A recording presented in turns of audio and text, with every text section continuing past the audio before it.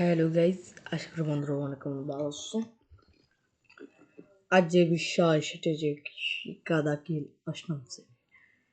সেই কৃষিকা বইয়ের মধ্যে আমরা বিভিন্ন পর্বের কথা বলা হয়েছে।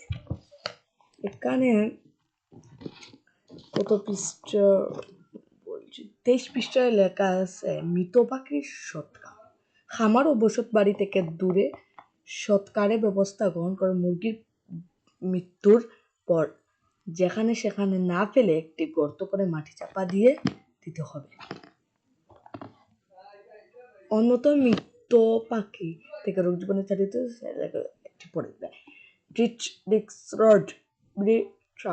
ছিটিয়ে দিতে হবে, কারণ এটি আমাদের প্রয়োজনীয়, এটি আমরা বেশিভাবে প্রয়োজনীয় করতে হবে।